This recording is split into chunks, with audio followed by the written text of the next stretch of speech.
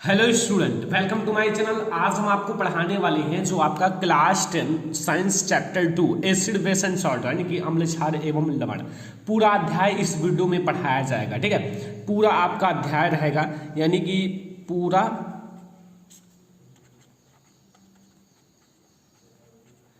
अध्याय। ठीक है, पूरा अध्याय इसलिए पढ़ाऊंगा कि आपको पार्ट ढूंढने की जरूरत ना पड़े और बहुत अच्छे से समझाया जाएगा। अब इसका पीडीएफ मैं आपको अगले वीडियो में प्रोवाइड करूंगा। ठीक है, आपको लिंक दे दूंगा, आप डाउनलोड कर लेना। इसमें इसलिए नहीं कर रहा हूं क्योंकि इसको अभी पढ़ाने के बाद इसका पीडीएफ बनाया जाएगा, तब आपको दिया जाएगा। ठीक है, एक दिन के बाद आपको दे दिया जाएगा। और अगर आप चैप्टर फर्स्ट रासायनिक अभिक्रिया एवं समीकरण चैप्टर नहीं देखे हो तो लिंक इस वीडियो के डिस्क्रिप्शन में है, जाके देख लो, या फिर प्ले लिस्ट बन चुका है, वहां से आप लोग देख सकते हो। तो सबसे पहले आप देखो एसिड। सबसे पहले इस चैप्टर में आपको समझना है अम्ल क्या होता है। अम्ल, ठीक है, अम्ल को आपको बहुत बेहतरीन समझ में आ जाएगा। अम्ल देखो, अम्ल जो होता है ना, अम्ल मतलब वैसे तो पहले जानते थे कि अम्ल स्वाद में खट्टा होता है, बट अब आपका एक बहुत ही सटीक सा मैं आपको परिभाषा बताऊंगा कि वे पदार्थ जो जलीय विलयन में हाइड्रोजन आयन यानी कि हाइड्रोजन आयन का अर्थ है H+ आयन देते हैं, अम्ल कहलाते हैं। तो अम्ल का तो नाम समझ में आ गया। अम्ल क्या होता है? वे पदार्थ जो जलीय विलयन में हाइड्रोजन आयन यानी कि H+ आयन देते हैं, अम्ल कहलाते हैं। ठीक है, अब अम्ल में कोई दिक्कत नहीं होगा। एग्जाम्पल मैं आपको बता दूं, फिर आप लोग जान लेना। ठीक है, यहां है HCl, ये क्या है? हाइड्रोक्लोरिक अम्ल।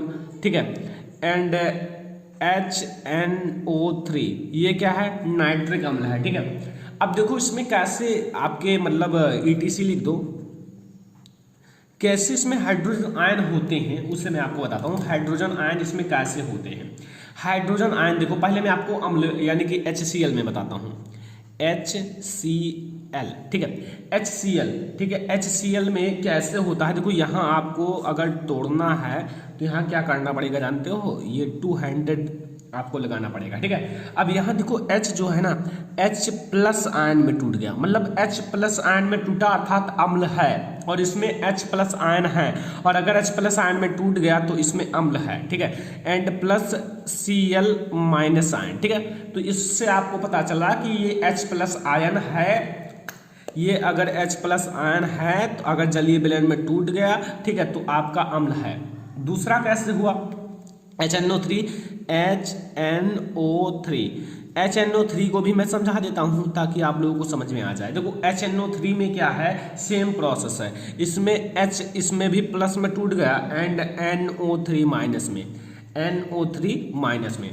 और एक बात समझ लीजिए कि मैंने यहाँ कैसे जाना कि इसके ऊपर एक माइनस है, Cl के ऊपर एक माइनस है। अगर हाइड्रोजन के साथ है तो हाइड्रोजन के साथ अगर एक ही प्लस होता है, हमेशा एक ही प्लस, आप इलेक्ट्रॉनिक विन्यास के द्वारा जान सकते हो, तो इस पे एक ही प्लस होता है तो इस पे एक ही माइनस होगा 100%। अगर इसमें एक ही प्लस है तो इस पे एक ही माइनस होगा, क्योंकि आपको अभिक्रिया को उदासीन रखना है। जितने प्लस चार्ज होंगे उतने ही माइनस चार्ज होंगे। ठीक है, अगर यहाँ 2 प्लस चार्ज होता तो यहाँ आप 2 प्लस चार्ज माइनस चार्ज लिख सकते हो, कोई दिक्कत नहीं है, आप लिख सकते हो। ठीक है, तो ये है अम्ल। अम्ल आपको पूरी तरह से समझ में आ गया होगा। अब देखना, अम्ल आप लोग नोट कर लो, फिर मैं आगे आपको क्षार बताता हूं। ठीक है, अम्ल को अच्छे से नोट कर लो, पीडीएफ आपको मिल जाएगा। ठीक है, एक दिन के अंदर, जैसा कि आपको चैप्टर फर्स्ट का मिल गया है। ठीक है, अब देखो क्षार। अब हम लोग क्षार देखने वाले हैं। क्षार क्या होता है समझो, बहुत इजी है। देखो अम्ल अगर समझ में आ गया तो क्षार भी समझ में आ जाएगा तुरंत। देखो क्षार क्या होता है ना, अगर वे यौगिक जो जलीय विलयन में हाइड्रोक्सिल आयन यानी कि OH- आयन देते हैं, क्षार कहलाते हैं। देखो फर्स्ट मैटर आपको समझना है, अम्ल में हाइड्रोजन प्लस आयन होता है और इसमें माइनस आयन होता है यानी कि हाइड्रोक्सिल आयन होता है, OH- आयन होता है। ठीक है, तो इसमें OH विद्यमान होगा। अभी आपको समझाऊंगा, जैसे अम्ल समझ में आया वैसे क्षार भी समझ में आ जाएगा।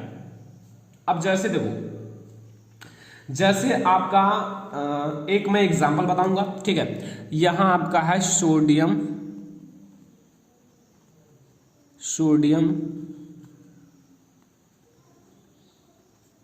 हाइड्रोक्साइड। क्या है? Sodium hydroxide. ठीक है, अब अभी मैं आपको नीचे बताऊंगा कैसे OH- आयन में टूटा है। तो ये मैंने एग्जाम्पल बता दिया है। और जो मैं लिखने जा रहा हूँ उसे भी आपको बोर्ड एग्जाम में लिख कर आना है, ठीक है। जो मैं लिखने जा रहा हूँ उसे आप जरूर बोर्ड एग्जाम में लिखना, तब आपको बहुत अच्छे समझ जाएंगे एग्जामिनर कि बच्चे ने पढ़ा है अच्छे से। जैसे आपने देखा है NaOH, ठीक है। अब यहाँ देखो OH है तो यहाँ भी वही होगा जो वहाँ हुआ था, यहाँ भी वही कर लो, ठीक है। यहाँ भी आपका Na प्लस में टूट जाएगा, ठीक है, और OH माइनस में। अब अगर OH है, OH माइनस आयन है यानी कि क्षार है, ठीक है, तो ये आपका क्षार है। दूसरा समझ लो, दूसरा जैसे आपके पास है NH4OH, ठीक है, तो भाई NH4OH है तो ये भी वही काम है।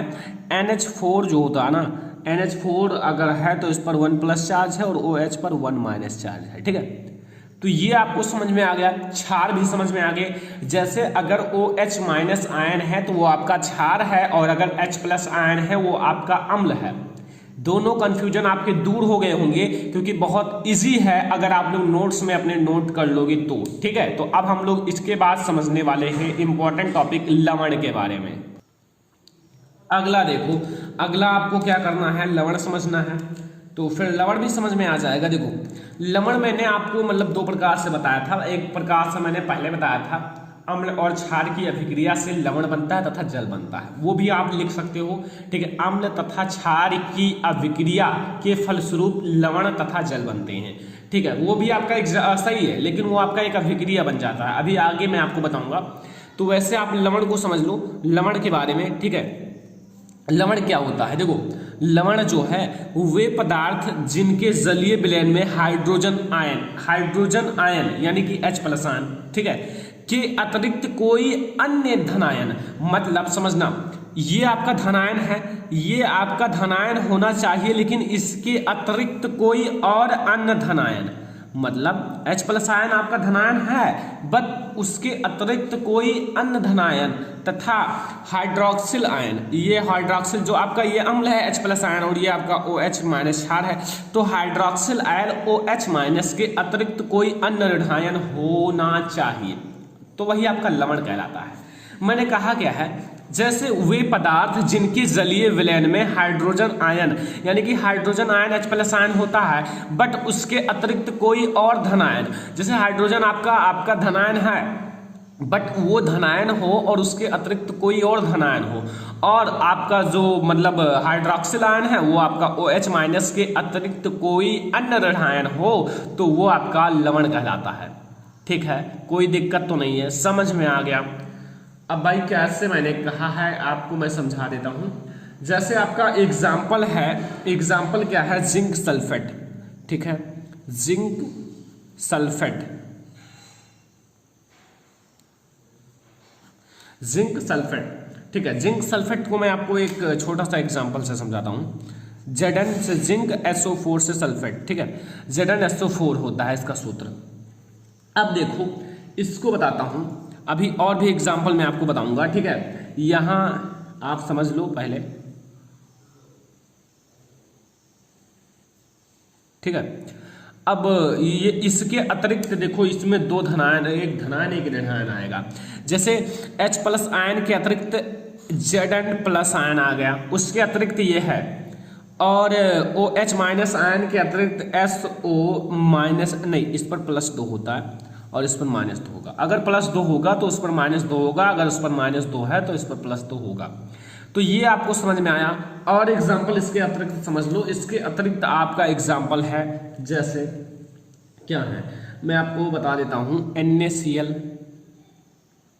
NaCl, ठीक है, एंड CuSO4, ठीक है, एंड और आप समझ सकते हो ये आपके क्या है, ये भी एक लवण है, ठीक है। लवण का एग्जाम्पल ये भी है, क्या है ये, sodium chloride and copper sulphate, ये भी आपका लवण है, तो ये भी इसका एग्जाम्पल ही है, ठीक है, इसका एग्जाम्पल ही है, ठीक है, एग्जाम्पल समझ में आया, ये भी इसका एग्जाम्पल है। तो यहां से आपको समझ में आ गए अम्ल, क्षार एवं लवण, ये अगर समझ में आ गए तो ये आपके बोर्ड एग्जाम में कई बार 7 नंबर में पूछा गया है, तीनों लेकर, तीनों, ठीक है, अम्ल, क्षार एवं लवण, एसिड, बेस एंड सॉल्ट, तो तीनों समझ में आ गया होगा। तो समझ लो आपका मतलब बोर्ड एग्जाम के लिए 2-4 नंबर पक्के हो गए। ठीक है, तो यहाँ से आपको एसिड बेस एंड सॉल्ट पूरी तरह से समझ में आ गया। ये चैप्टर का निचोड़ है और इसी की सहायता से आप बहुत कुछ सीखोगे।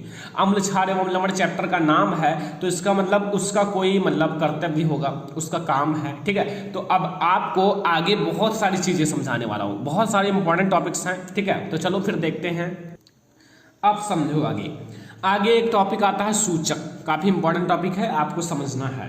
ठीक है, सूचक क्या है जैसे आपको समझना है, अभी आपको समझ में आ जाएगा 100%। देखो, अम्ल क्षार सूचक हुए पदार्थ हैं, जैसे अम्ल क्षार सूचक हुए पदार्थ हैं जिनका अम्लीय विलयन में एक रंग तथा क्षारीय विलयन में दूसरा रंग हो जाता है। आपने सुना होगा कि जो है ना मतलब सूचक, यानी कि अगर एक मिथाइल ऑरेंज एक सूचक है, ठीक है, फिनाफ्थलीन भी एक सूचक है।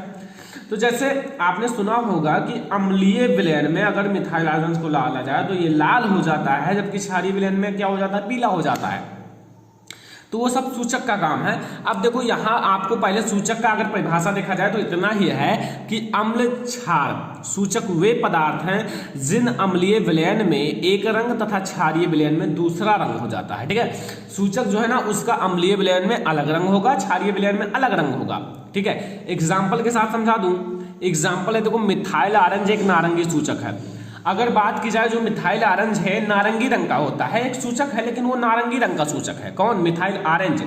जब मिथाइल ऑरेंज की एक बूंद, जैसे मिथाइल ऑरेंज है, अगर आप एक बूंद HCl में डाल दो, HCl यानी कि अम्लीय विलयन में मिलाया जाए, तो अगर आप मिथाइल ऑरेंज को HCl में, आपको एग्जाम्पल से समझा, HCl में डाल दोगे तब उसका रंग लाल हो जाता है, अर्थात नारंगी से लाल हो जाएगा। ठीक है, यानी कि जो HCl का विलयन है वो लाल रंग का हो जाएगा। और अगर क्षारीय विलयन में मिला दिया जाए तो पीला हो जाता है, अर्थात अगर NaOH विलयन में मिला दिया जाए तो वो नारंगी से पीला हो जाएगा। अब मैं आपको अभी नहीं समझ में आया तो मैं आपको बता देता हूं कैसे समझोगे।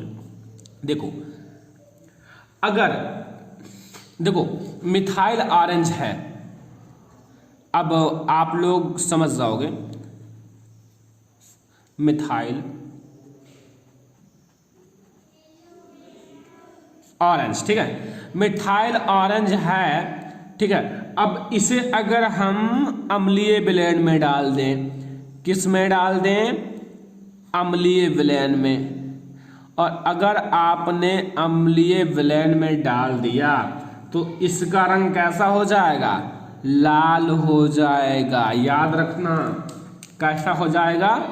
लाल हो जाएगा। ठीक है, लाल हो जाएगा। अब देखो, अगर इस मिथाइल ऑरेंज को, किसको? ये जो मिथाइल ऑरेंज है, मिथाइल ऑरेंज, मिथाइल ऑरेंज को क्षारीय विलयन में डाल दें। किस में डाल दें? क्षारीय विलयन में। ठीक है, और अगर आपने क्षारीय विलयन में डाल दिया तो ये पीला हो जाएगा। कैसा हो जाएगा? पीला हो जाएगा। ठीक है, तो ये आपको लिख लेना है क्योंकि कभी भूलो ना। ठीक है, भूलने की प्रक्रिया यह नहीं है। अगर आप कोई भी चीजें हमारे साथ पढ़ रहे हो तो उसको बिल्कुल रट लो, बिल्कुल याद कर लो, बिल्कुल समझ लो यार। अगर आप पढ़ रहे हो तो जिंदगी भर समझ में आ जाएगा अगर इस चैप्टर को 2 से 3 बार देखोगे तो। ठीक है, और आप कभी नहीं भूलोगे। ठीक है, मिथाइल ऑरेंज क्या है? नारंगी सूचक है। अगर उसे अम्ल में डाला जाता है तो लाल, तथा क्षार में डाला जाता है तो पीला हो जाता है। ठीक है, अब समझ में आ गया होगा, कोई दिक्कत नहीं होगा। तो यहां से एक सूचक है और सूचक एक मिथाइल ऑरेंज भी एक रंजक है। ठीक है, अब इसके बाद एक चीज और समझने वाले हैं जिसका अम्लीय विलयन में अलग रंग तथा क्षारीय विलयन में अलग रंग होता है। ठीक है, तो यहां से आपको ये सारी चीजें समझ में आ गई होंगी। अब हम लोग अगला टॉपिक देखेंगे। अब समझो फिनोल्फ्थलीन के बारे में। नाम सुना होगा, क्लास 8th में था। ठीक है, अब नाम सुना फिनोल्फ्थलीन के बारे में। फिनोल्फ्थलीन क्या है? देखो, अगर बात किया जाए, जो सूचक होता है उसमें जो मिथाइल ऑरेंज होता है वो तो नारंगी रंग का होता है। बट ये फिनोल्फ्थलीन जो है ना, वो फिनोल्फ्थलीन एक रंगहीन पदार्थ होता है। फिनोल्फ्थलीन का कोई रंग नहीं होता, लाल पीला हरा नीला, वो एक रंगहीन पदार्थ है। मतलब उसका कोई रंग नहीं होता है, आई होप पानी जैसा होता है। ठीक है, अब अम्लीय विलयन में यह रंगहीन रहता है, अगर इसे अम्लीय विलयन में डाला जाए तो भी यह रंगहीन होता है, मतलब वो उस पर कोई इफेक्ट नहीं डाल पाता, जो फिनाफ्थलीन है वो अम्ल पर कोई इफेक्ट नहीं डाल पाता, जैसा है वैसा रहेगा, ठीक है। और अगर आप क्षारीय फिनाफ्थलीन के एक बूंद क्षारीय विलयन में मिला दो तो वो लाल रंग का हो जाता है।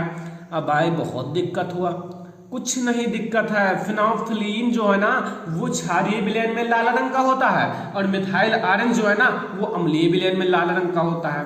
ऐसे आप दोनों को याद कर सकते हो, ठीक है। फिनाफ्थलीन जो होता है ना वो क्षारीय विलयन में लाल रंग का होता है, जबकि जो आपका मिथाइल आरएन है वो अम्लीय विलयन में लाल रंग का होता है।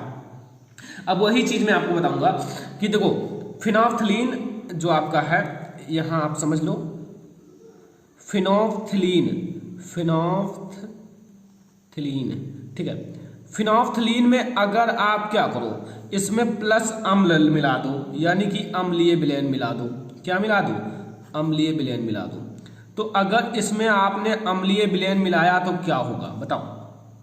कुछ नहीं, रंगहीन ये होता है और रंगहीन ही रहेगा अगर आपने अम्लीय विलयन मिलाया है।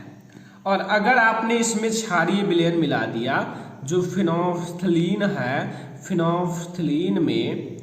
फिनाफ्थलीन में अगर आपने प्लस क्षारीय विलयन मिला दिया, क्या मिला दिया? क्षारीय विलयन। तो अगर आपने इसमें क्षारीय विलयन मिला दिया ना तो ये किस रंग का हो जाएगा? लाल रंग का हो जाएगा, ठीक है। देखो ये चीजें आपको समझ में आ गई। फिनाफ्थलीन अम्लीय विलयन में रंगहीन तथा क्षारीय विलयन में लाल रंग का होता है। 3 स्टेप याद रखना है। क्या? फिनाफ्थलीन रंगहीन होता है, अगर हम फिनाफ्थलीन को अम्लीय विलयन में डालें तो वो रंगहीन, तथा फिनाफ्थलीन के एक बूंद क्षारीय विलयन में डाल दो तो वो लाल रंग का हो जाता है, ठीक है। तो यहां से क्लियर हो गया होगा, कोई दिक्कत नहीं होगा, ठीक है। फिनाफ्थलीन के बारे में मिथाइल ऑरेंज और फिनाफ्थलीन आपका दोनों क्लियर हो गया होगा, कोई दिक्कत नहीं होगा ना। बहुत इजी है अगर आप लोग इजी वे से समझो तो। अब आता है यहां देखो पीएच की परिभाषा। देखो पीएच की परिभाषा में क्या है, मतलब यहां मैं आपको केवल पीएच की परिभाषा देने वाला हूं, ठीक है। और एक छोटा सा सूत्र भी बता दूंगा। देखो पीएच मान भी देखा होगा, पीएच परिभाषा, तो पीएच परिभाषा पहले समझा देता हूं फिर पीएच मान भी समझा दूंगा, ठीक है। देखो पीएच जो है ना, पीएच अम्लों, जो अम्ल होते हैं एसिड एवं क्षारकों, जैसे अम्ल का एक जलीय विलयन दे दो और क्षार का एक जलीय विलयन दे दो। ऐसा नहीं कि क्षार में H+ आयन नहीं होते, क्षार में भी कम मात्रा में हाइड्रोजन आयन होते हैं, बट उसमें कम मात्रा में होते हैं, इसलिए कोई इफेक्ट नहीं डाल पाते हैं, ठीक है। ठीक है, जलीय विलयन में हाइड्रोजन आयन की सांद्रता मापने की एक इकाई है। मतलब देखा होगा कि जो मतलब हाइड्रोजन आयन होते हैं ना, हाइड्रोजन आयन की सांद्रता मापने की एक इकाई है पीएच स्केल, या पीएच की परिभाषा पीएच स्केल ही ये है। मतलब आप पीएच की परिभाषा भी कह सकते हो या पीएच मतलब की स्केल भी कह सकते हो, ठीक है। तो यहाँ पीएच अम्लों, जो पीएच मान होता है या पीएच जो है ना स्केल, वो अम्लों एवं क्षारकों के जलीय विलयन में, मतलब अगर कोई जलीय विलयन है, अम्ल का HCl और क्षार का NaOH, इसका जलीय विलयन है, तो इसमें हाइड्रोजन आयन की सांद्रता मापने की इकाई है किसी विलयन का पीएच मान, उसमें उपस्थित हाइड्रोजन आयन की सांद्रता के व्युत्क्रम का लघु गुणक होता है। तो यही से आपको परिभाषा मिल गया कि किसी का भी विलयन का पीएच मान वो बराबर किसके होता है, समझना यही से। पीएच मान उसमें उपस्थित हाइड्रोजन आयन, उसमें उपस्थित हाइड्रोजन आयन, मैंने हाइड्रोजन आयन लिख लिया, ठीक है, के हाइड्रोजन आयन के व्युत्क्रम का लघु गुणक होता है। तो यहाँ माइनस लॉग, ये माइनस आपका लघु गुणक है, ठीक है।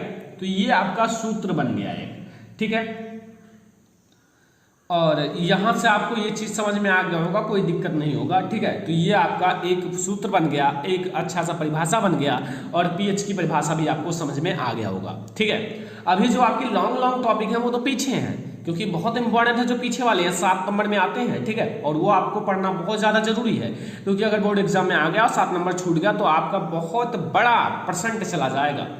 तो अब ये आपको समझ में आ गया पीएच की परिभाषा। नोट कर लो सभी स्टूडेंट, नोट्स बना लो अभी से। मैं कह रहा हूँ चैप्टर फर्स्ट प्रोवाइड कर दिया गया है, लिंक इस वीडियो के डिस्क्रिप्शन में देख लेना। और चैप्टर 2 पढ़ा रहा हूँ, चैप्टर 3 आपको 2 दिन में मिल जाएगा, ठीक है, बहुत जल्द मिलेगा। तो ये आपका हो गया। अब हम लोग आगे बढ़ेंगे। अब समझो पीएच क्या मापता है, बहुत अच्छे से समझ जाओगे। इसमें मैं आपको विवरण करने वाला हूँ। पीएच स्केल 0 से शुरू होता है, कब तक रहता है, ठीक है। अम्लीय कहाँ से कहाँ तक रहता है, क्षारीय कहाँ से कहाँ तक रहता है, उदासीन कहाँ होता है, सब कुछ इसमें समझ में आ जाएगा। देखो पीएच पैमाना क्या मापता है, तो सीधी सी बात है, पीएच पैमाना जो है ना, जो अम्ल होते हैं एवं क्षार की जलीय विलयन में हाइड्रोजन आयन की सांद्रता मापने में प्रयुक्त किया जाता है। तो ये आपको पहले भी पता चल गया था जब मैंने पहले बताया था, ठीक है। तो पीएच जो पैमाना है वो अम्लों एवं क्षारकों की जलीय विलयन में हाइड्रोजन आयनों की सांद्रता को मापने पर प्रयुक्त किया जाता है। ये तो सिंपल सा परिभाषा है। अब समझो, मैं आपको बताता हूं, यहां एक छोटा सा डायग्राम बनाऊंगा, ठीक है।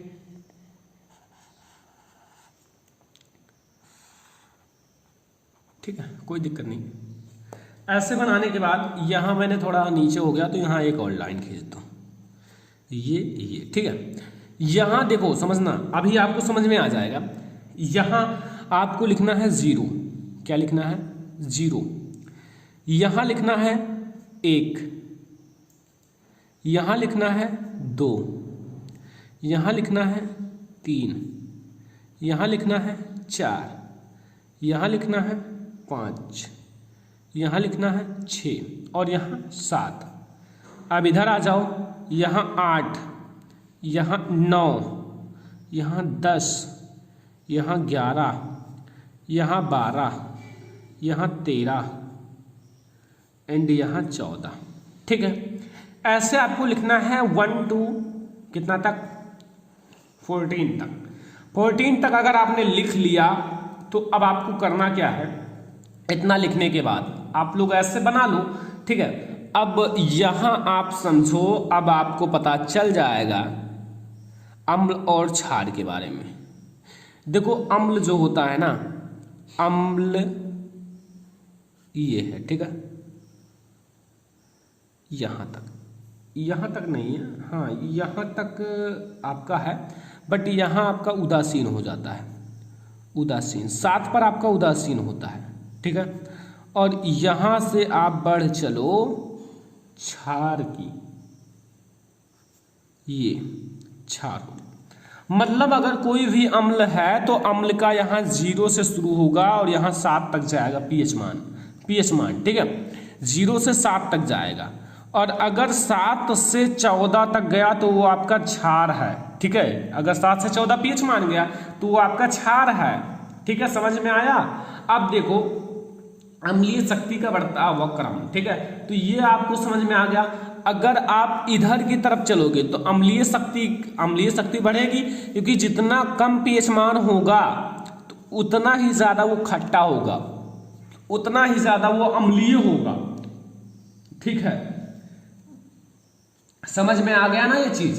पीएच मान आप पढ़ोगे, थोड़ा आप लोग पढ़ना, ठीक है। जैसे आपका उदासीन विलयन का पीएच मान 7 होता है, तो आपको पता है, ठीक है, मतलब कुछ चीजें आपको पता होगा, ठीक है। अब अगर बात किया जाए तो जो आपका कैल्शियम फास्फेट, ठीक है, जिसका पीएच मान 5.5 से कम पर संक्षारण होता है, तो ये आपको समझ में आ गया। पहली बात तो आपको ये समझ में आ ही गया होगा, पीएच मान जो पीएच पैमाना है पूरा समझ में आ गया, यही है पीएच पैमाना, यही चीज है पीएच पैमाना। बस ये अम्ल हो गया और ये आपका उदासीन हो गया और ये आपका क्षार हो गया, बस यही इतना समझना था पीएच पैमाना के बारे में। तो यहाँ तक आपको हर एक चीज समझ में आ ही गया होगा, कोई दिक्कत नहीं होगा।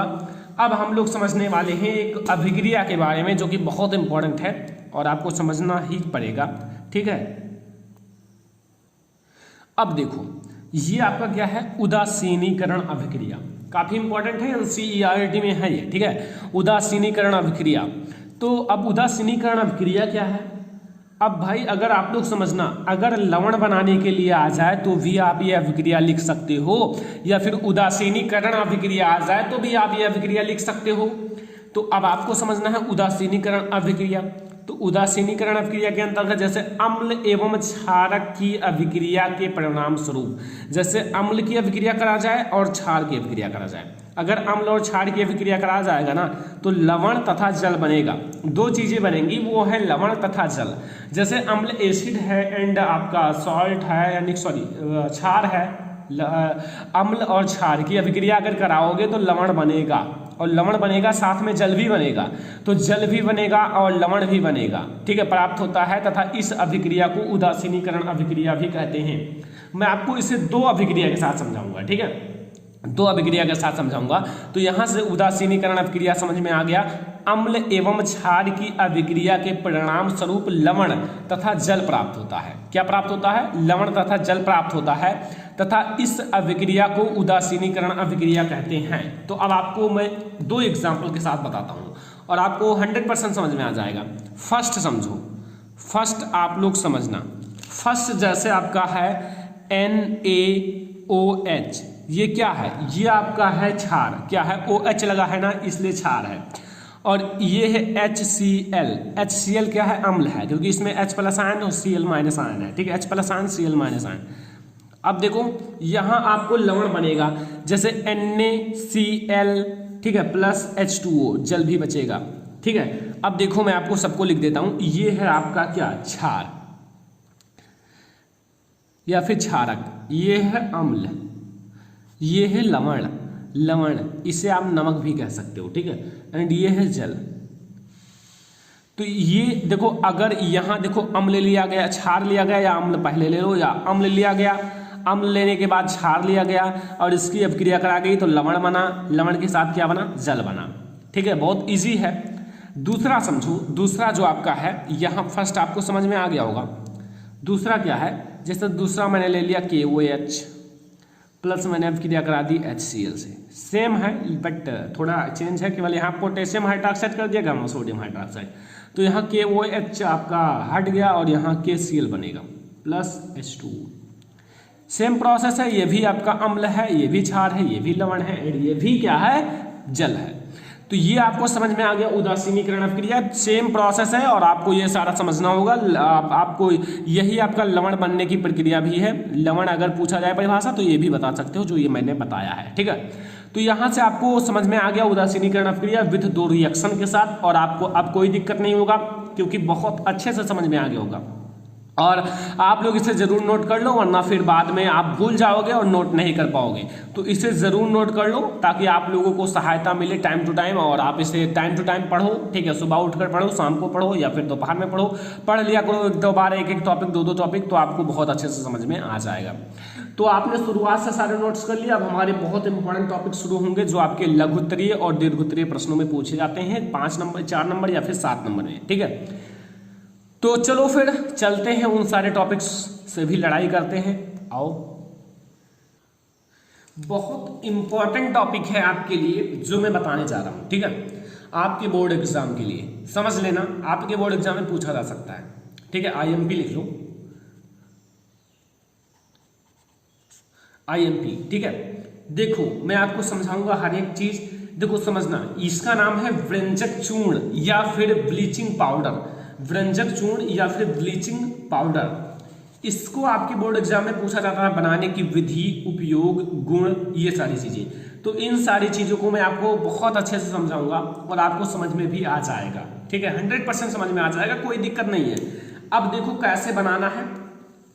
सबसे पहले आप जानो ब्लीचिंग पाउडर का एक दूसरा नाम है व्यंजक चूर्ण, ठीक है। ब्लीचिंग पाउडर का एक दूसरा नाम क्या है? व्यंजक चूर्ण का रासायनिक नाम कैल्शियम ऑक्सीक्लोराइड तथा अणुसूत्र CaOCl2 है। देखो अगर आपको ये पता है तो पता हो जाएगा, क्योंकि Ca से कैल्शियम होता है एंड O से ऑक्सी होता है और क्लोराइड Cl2, यानी कि जो आपका सूत्र है वो तो बहुत इजी है, CaOCl2। ये आप लोग जरूर याद कर लेना, कई बार ऑब्जेक्टिव में पूछा जाता है, प्लीज याद कर लेना। अगर आपको अच्छे मार्क लाने हैं हर एक चीज को याद करना पड़ेगा। तो यहां आपको ये चीज याद करना है, CaOCl2 ये होता है जिसका सूत्र व्यंजक चूर्ण का। आपसे कोई पूछे व्यंजक चूर्ण का सूत्र क्या होता है तो आपको तुरंत बताना है CaOCl2। कोई पूछे ब्लीचिंग पाउडर का तो सेम वही है, CaOCl2 बता देना। ये दोनों चीजें एक है, केवल नाम दूसरे का मतलब जैसे नाम इसका दो है, ठीक है, एक ब्लीचिंग पाउडर एक है व्यंजक चूर्ण। तो यहाँ आपको सबसे पहले मैंने यही बताया है कि ब्लीचिंग पाउडर का जो नाम क्या है, रासायनिक नाम और अणुसूत्र, ठीक है। अब मैं आपको बताऊंगा बनाने की विधि। बनाने की विधि क्या है, बहुत इजी है बनाने की विधि, मैं आपको यहां समझा देता हूं। बनाने की विधि में आपको कुछ नहीं करना है, यहां मैं थोड़ा सा लिख देता हूं, ठीक है, रेड से लिख देता हूं। आपको बोर्ड एग्जाम में रेड पेन का यूज मत करना, मैं यहां कर लेता हूं, ठीक है। यह सूखे, क्या है, सूखे, देखो समझना, अभी आपको समझ में आ जाएगा, मैं आपको रिएक्शन के साथ समझाऊंगा। सूखे बुझे हुए, ये पेन थोड़ा हल्का चल रहा है, ठीक है, चूने, सूखे बुझे हुए चूने, ठीक है, जैसे सूखा बुझा हुआ चूना पर जैसे जल ना मिला हो, और क्या मतलब, हाँ नहीं जल मिला हो, ठीक है, मतलब सुखा दिया जाए उसे, क्लोरीन की क्रिया, क्लोरीन की क्रिया से प्राप्त होता है।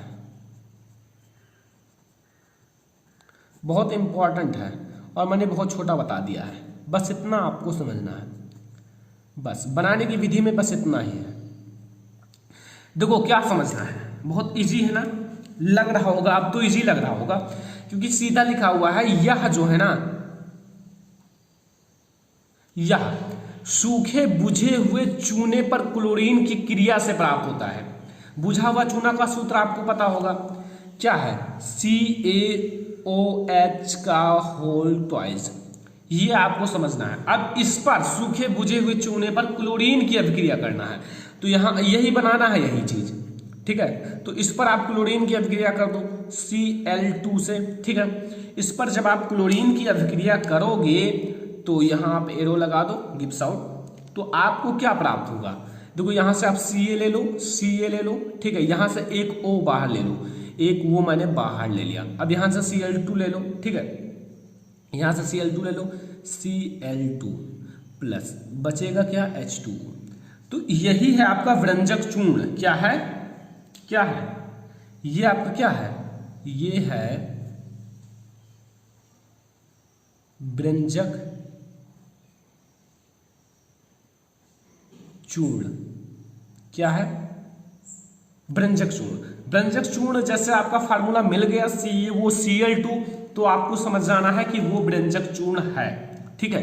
तो यहां से आपको व्यंजक चूर्ण कैसे बनाना है पता चल गया होगा। यह सूखे बुझे हुए चूने पर क्लोरीन की अभिक्रिया से प्राप्त होता है। तो मैंने यहाँ सूखा बुझा हुआ चूना लिया और यहाँ क्लोरीन की अभिक्रिया कराई और आपको व्यंजक चूर्ण प्राप्त हो गया, ठीक है। यहां से व्यंजक चूर्ण समझ में आ गया। अब देखो हम लोग इसके गुण देखने वाले हैं। गुण देखो, पहला समझो, पहला है, यह हल्के पीले रंग का ठोस पदार्थ होता है।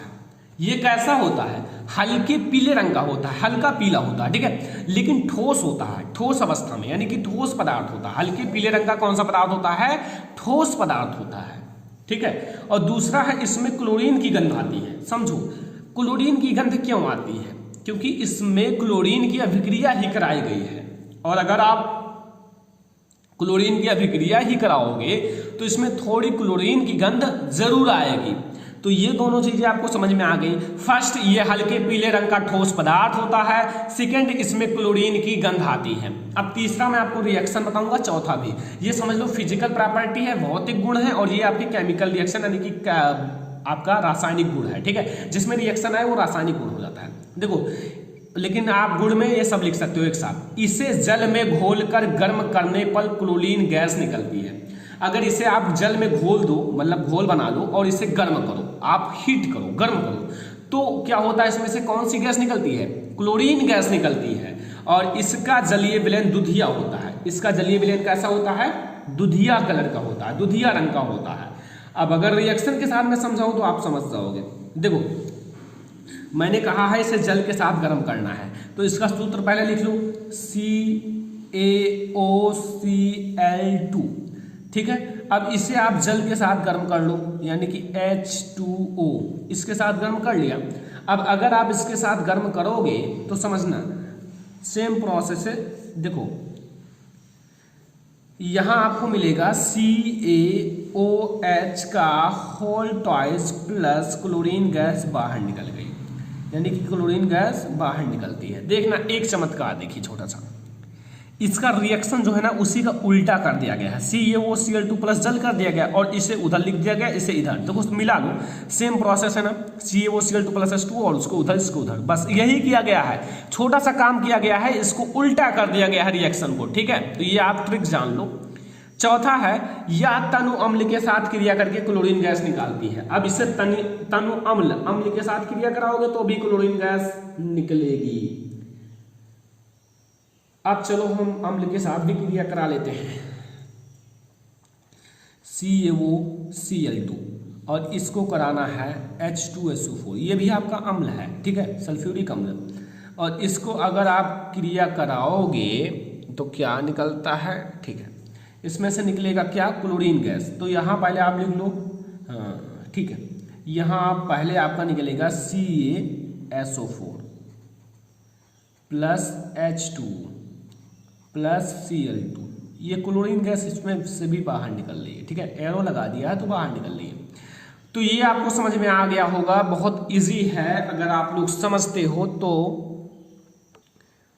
ठीक है।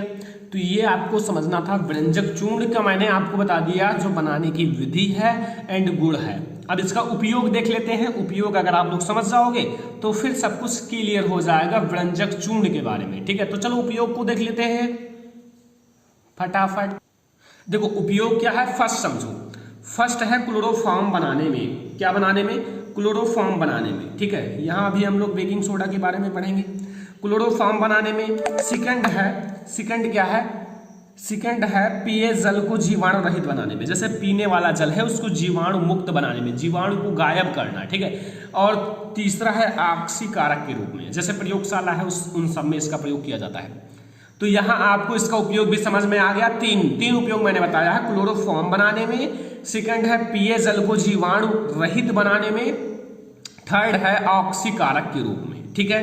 तो यहाँ से आपको ये चीजें समझ में आ गई होंगी, कोई दिक्कत तो नहीं है। नोट बना लो, नोट बनाने पर बहुत ज्यादा फायदा है। अगर आप लोग अभी नहीं समझ पाओगे तो फिर बाद में पछताओगे।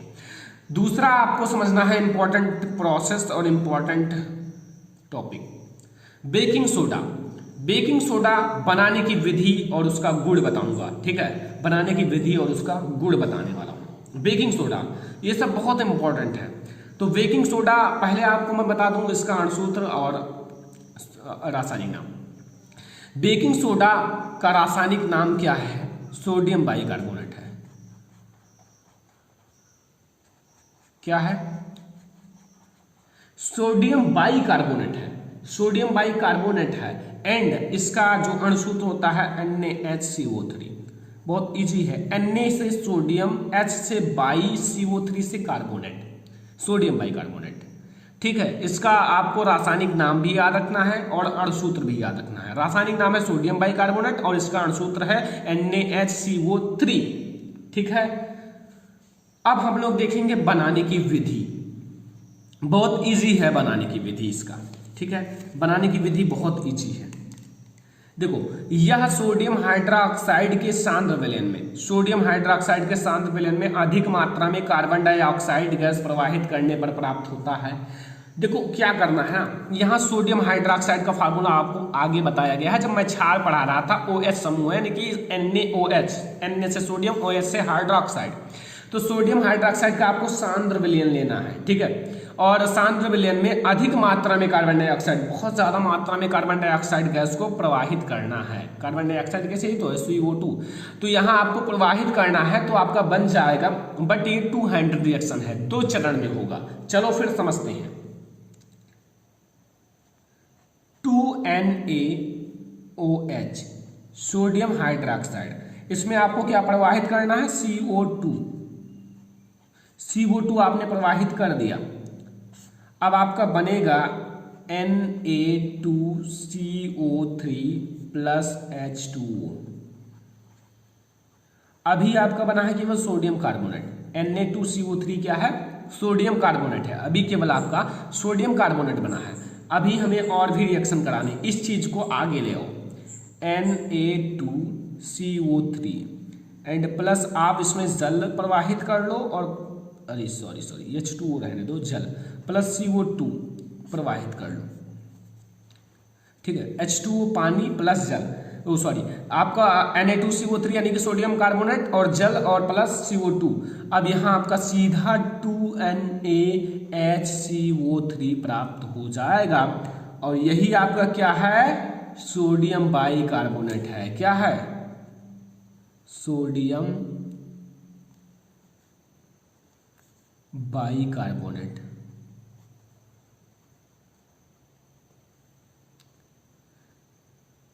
बस यही आपका सोडियम बाइकार्बोनेट है, यही। तो समझ में आ गया सोडियम बाइकार्बोनेट कैसे बनाओगे। सबसे पहले आपको इसमें NaOH यानी कि सोडियम हाइड्रोक्साइड में आपको अधिक मात्रा में CO2 प्रवाहित करना है, तब आपको मिलेगा सोडियम कार्बोनेट। अब सोडियम कार्बोनेट में जल और प्लस CO2 प्रवाहित करना है तो आपको मिल जाएगा ये आपका सोडियम बाइकार्बोनेट, आपका जो मिल जाएगा बेकिंग सोडा। यही आपका बेकिंग सोडा भी है और यही आपका सोडियम बाइकार्बोनेट भी है, यही आपका सब कुछ है, ठीक है। ये इसको आप खाने वाला सोडा भी कह सकते हो, बगल में लिखा था बट मैंने ध्यान नहीं दिया। खाने वाला सोडा, बेकिंग सोडा को खाने वाला सोडा कहते हैं, ठीक है। खाने वाला सोडा याद रखना। अब आगे कुछ नहीं है, गुड़ देख लो। गुड़ क्या है, फर्स्ट यह एक सफेद क्रिस्टलीय जल में अल्प विलेय पदार्थ है। यह एक सफेद रंग का होता है, मतलब सफेद रंग का क्रिस्टलीय पदार्थ है या क्रिस्टलीय ठोस है जो जल में अल्प विलेय है। जल में बहुत अच्छे से विलेय नहीं होता, अल्प विलेय है और इसका जलीय रंग अम्लीय होता है। इसका जलीय रंग क्या होता है, अम्लीय होता है। किसका, खाने वाला सोडा का। तो ये इसका जलीय रंग अम्लीय होता है। अब हम लोग आगे देखेंगे, बस इसका हम एक रिएक्शन देख लेंगे फिर काम खत्म हो जाएगा। आपका जो बेकिंग सोडा है, यह तनु अम्ल दिख रहा है ना, यह तनु अम्ल के साथ क्रिया करके लवण, जल तथा CO2 गैस निकालता है। यह तनु अम्ल, जैसे अम्ल है, तनु अम्ल के साथ क्रिया करके क्या निकालता है, लवण, जल तथा CO2 गैस निकालता है। वाह, बहुत कुछ निकाला। चलो फिर देखते हैं अभी क्रिया करके। इसका सूत्र तो आपको पता है, NaHCO3। NaH यानी ये HCO3। अब यहां आपको क्या करना है ना, 2 मॉलिक्यूल इसके लेने हैं, ठीक है। नहीं, आपको अम्ल के साथ या अम्लों के साथ क्रिया करके लवण तथा कार्बन डाइऑक्साइड यह निकलता है। सॉरी, यहाँ तो नहीं लो, एक ही लो, कुछ नहीं है यहाँ आगे आपको नहीं लेना। प्लस आपको HCl से अभिक्रिया कराना है, ठीक है।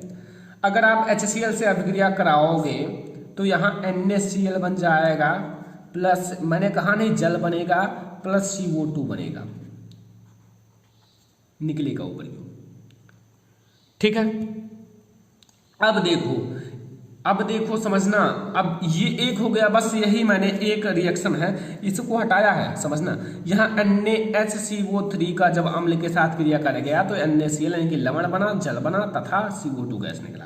एक रिएक्शन और समझ लो, जब यहाँ 2NaHCO3 लेते हैं और यहाँ H2SO4 लेते हैं तो यहाँ आपका क्या निकलेगा, Na2SO4 प्लस वही चीज है 2H2O प्लस 2CO2, ठीक है। तो ये आपको समझना क्या था इसमें मेन चीज, अगर ये किससे क्रिया करता है, अम्ल के साथ क्रिया करता है तो लवण, ये आपका लवण है, जल है तथा कार्बन डाइऑक्साइड गैस बनाता है।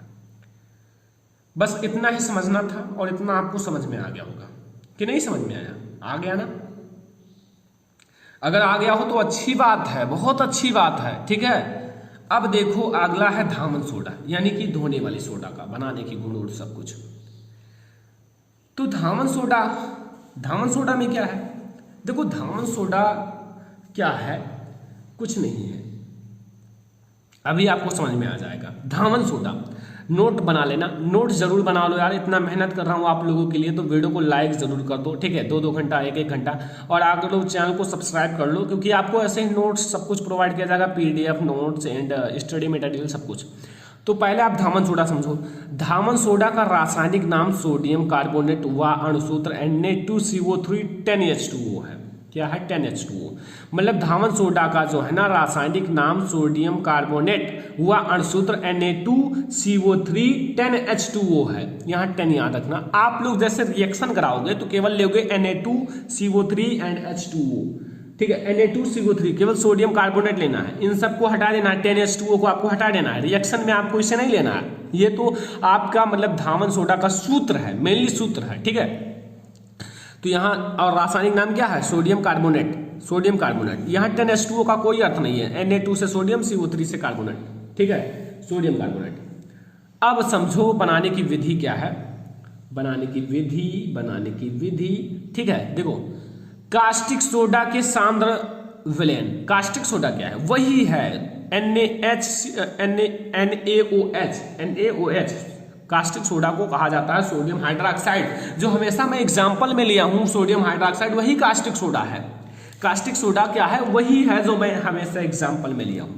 तो कास्टिक सोडा के सांद्र विलयन में कार्बन डाइऑक्साइड क्या है CO2, कई बार मैंने लिया है, प्रवाहित करने पर सोडियम कार्बोनेट का विलयन प्राप्त होता है। सोडियम कार्बोनेट का विलयन प्राप्त होगा तो अब देखो, अब जब उसका जिसका वाष्पन करने पर सोडियम कार्बोनेट के क्रिस्टल प्राप्त होते हैं, जिसका वाष्पन करने पर सोडियम कार्बोनेट का क्रिस्टल का अर्थ है Na2CO3 प्राप्त होता है। जब आप लोग इसे मतलब प्रवाहित करोगे तब आपको विलयन प्राप्त होगा ये, और जब आप उसे वाष्पन करोगे ना तब आपको Na2CO3 10H2O प्राप्त होगा।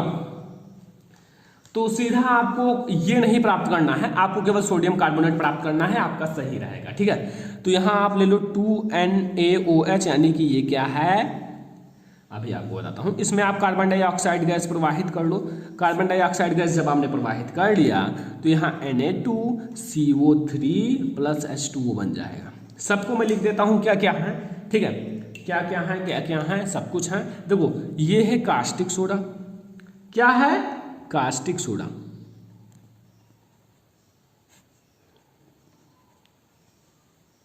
सोडा केवल, ठीक है, कास्टिक सोडा। देखो ऊपर ये सॉरी लिख नहीं गया, थोड़ा आपको अटपटा लग रहा होगा, सोडा, ठीक है। ये क्या है, ये क्या है, कार्बन डाइऑक्साइड, जान जाओगे या फिर लिख दें, हटाओ। ये है सोडियम कार्बोनेट,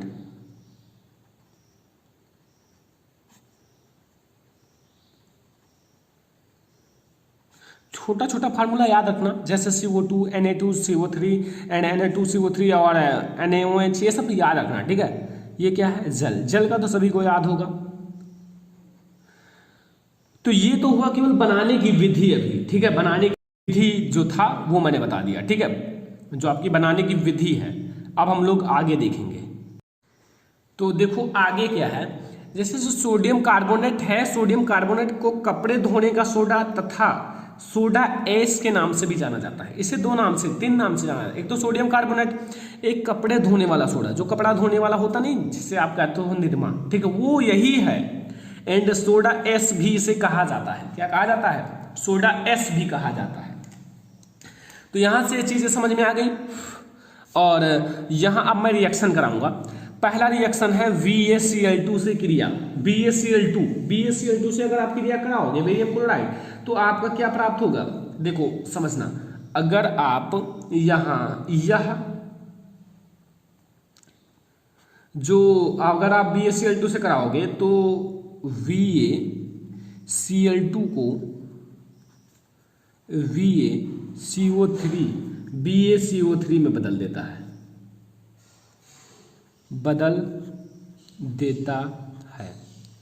जो रिएक्शन भी देख लो इसी के साथ। जैसे VaCl2 इसका रिएक्शन कराना है Na2CO3 से, ठीक है, Na2CO3 से, तो यहां प्राप्त क्या होगा, वही मैंने कहा ना BaCO3 में बदल देगा, BaCO3 प्लस 2NaCl। तो ये पहला हुआ BaCl2 से क्रिया, BaCl2 से क्रिया करेगा तो BaCl3 में बदल देगा, BaCO3 में, ठीक है, समझ में आया, कोई दिक्कत नहीं होगा अभी तो वैसे। अब देखो दूसरा SO2 से क्रिया, SO2 से अगर क्रिया करेगा तो क्या प्राप्त होगा, देखो अगर ये SO2 से क्रिया करेगा तो वही सोडियम बाइसल्फाइड प्राप्त होगा। दो चरण में है, देखो मैं यहाँ लिखूंगा नहीं, सीधा आपको रिएक्शन समझाता हूँ। Na2CO3 जब करेगा ना किससे, SO2 से, तो यहाँ प्राप्त होगा क्या, Na2SO3 प्लस CO2, ये तो आपका प्राप्त होगा, ठीक है, प्राप्त हो गया। अब क्या प्राप्त होगा, इसी चीज को दोबारा करना है, यही रिएक्शन है, Na2CO3 and plus 2SO2 and प्राप्त होगा 2NaHSO3 प्लस CO2, बस यही प्राप्त होगा। यहां देख लो ये क्या है, ये क्या है आपको पता होगा, ये है सोडियम, Na से सोडियम, नहीं दिख रहा है, सोडियम, H से होता है बाई, मैंने बताया था H से क्या होता है बाई, SO3 से होता है सल्फाइड, ठीक है। तो यहां से आपको समझ में आ गया होगा SO2 से क्रिया, SO2 से क्रिया, ठीक है, SO2 से। अब देखो इसका उपयोग समझ लो, फिर अगला टॉपिक देखेंगे, ठीक है। इसका उपयोग फर्स्ट, इसका उपयोग कपड़ा धोने में किया जाता है। आपको पता होगा कि इसका उपयोग किस में किया जाता है, कपड़े धोने में किया जाता है, ठीक है। किस में किया जाता है, कपड़ा धोने में किया जाता है। एंड दूसरा है जल की कठोरता दूर करने में, इसका उपयोग जल की कठोरता को दूर करने में, जैसे जल बहुत ज्यादा कठोर है तो इसका उपयोग करोगे तो वो जल में बदल जाएगा, ठीक है। तो ये था आपका बहुत ज्यादा इंपॉर्टेंट आपका धामन सोडा के बारे में। और धामन सोडा में ये दोनों रिएक्शन भी पूछा जाता है साथ में, जैसे आपसे पूछा जाएगा धामन सोडा के बनाने की विधि लिखिए तथा VaCl2 तथा SO2 के साथ क्रिया कराइए, ठीक है, रासायनिक समीकरण दीजिए। तो ये आपके लिए काफी इंपॉर्टेंट टॉपिक है, इसलिए मैंने आपको बता दिया और आप लोगों को समझ में आ भी गया होगा, कोई दिक्कत नहीं होगा आई होप। और अगर दिक्कत हो तो आप लोग बताना, ठीक है, फिर से कराया जाएगा। वैसे दिक्कत नहीं होना चाहिए क्योंकि बहुत अच्छे से समझाया गया है, ठीक है। अब अगला हमारा टॉपिक आने वाला है बहुत ही इंपॉर्टेंट, 4 नंबर लघुत्तरीय के लिए बहुत इंपॉर्टेंट। चलिए देखो टॉपिक बहुत अच्छा है, plaster of Paris, plaster of Paris. देखो जिप्सम का सूत्र क्या होता है जानते हो, जरूर जानते होंगे, ठीक है। जिप्सम जैसे CaSO4 2H2, ठीक है, ये जिप्सम है। 120 से 130 डिग्री सेल्सियस ताप, आप देखो ताप इसमें बहुत इंपॉर्टेंट है, ये चीज आपको याद होना चाहिए तभी आपका सही रहेगा। ये चीज आपका याद होना चाहिए, ठीक है, ये चीज आपको याद होना चाहिए, सॉरी कुछ पर गर्म करने पर प्लास्टर ऑफ पेरिस बनता है, यही बनाने की विधि है, ठीक है, कोई दिक्कत नहीं है। तो यहां आपको मैंने बताया क्या है कि जो जिप्सम है, जिप्सम को 120 से 130 डिग्री सेल्सियस पर अगर आप गर्म कर दो तो प्लास्टर ऑफ पेरिस बन जाएगा, प्लास्टर ऑफ पेरिस क्या हो जा बन जाएगा, ठीक है। अब समझ में तो आ ही गया होगा, वैसे कोई दिक्कत नहीं होगा, अगर नहीं समझ में आया है तो मैं बता देता हूं। देखो क्या करना है, जिप्सम का पहले आप सूत्र लिख लो,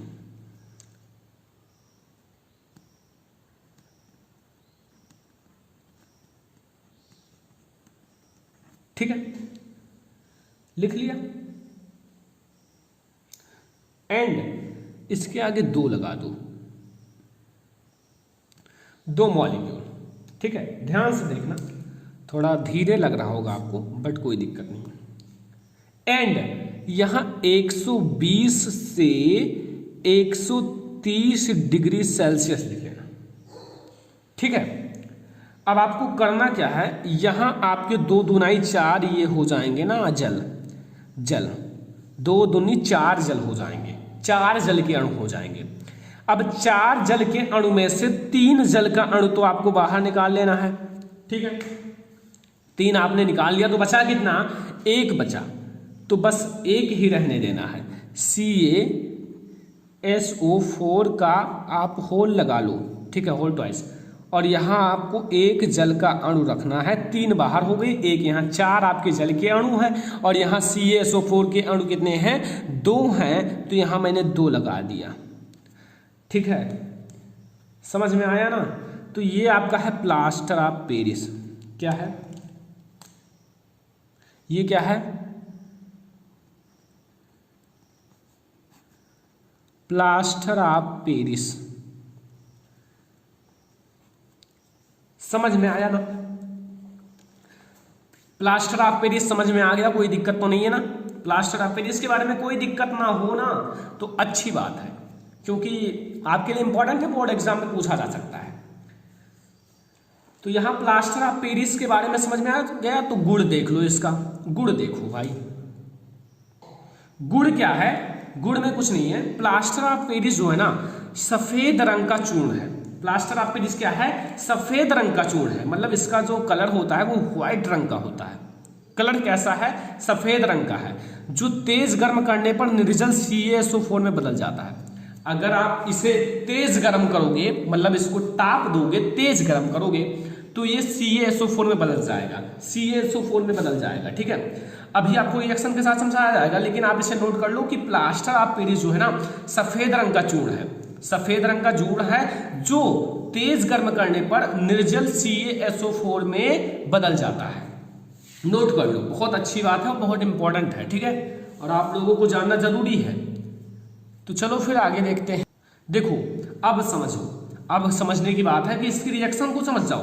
रिएक्शन कैसे समझोगे? देखो इसका सूत्र तो आपको पता है, CaSO4 का होल ट्वाइस लगा लो, लगा लिया, और यहां एक H2O लिखना। ठीक है, इसे आपको क्या करना है? तेज गर्म करना है।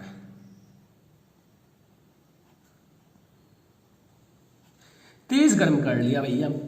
ठीक है, हीटर उटर जला लो, नहीं ऐसी बात नहीं। तो यहाँ आपका 2CaSO4 प्लस H2O में टूट जाएगा। तो यही तो मैंने कहा है परिभाषा में, ये दो कोई माने नहीं, 2 4 8 जो लिख जाए आगे उसका कोई माने नहीं। तो यहाँ CaSO4 में टूट गया। तो यही मैंने कहा है कि अगर आप प्लास्टर ऑफ पेरिस को तेज गर्म करोगे ना तो ये आपका टूट जाएगा। जैसे CaSO4 में यहाँ टूटा, CaSO4 में टूट गया। कोई दिक्कत तो नहीं है ना? सब कुछ समझ में आ रहा है?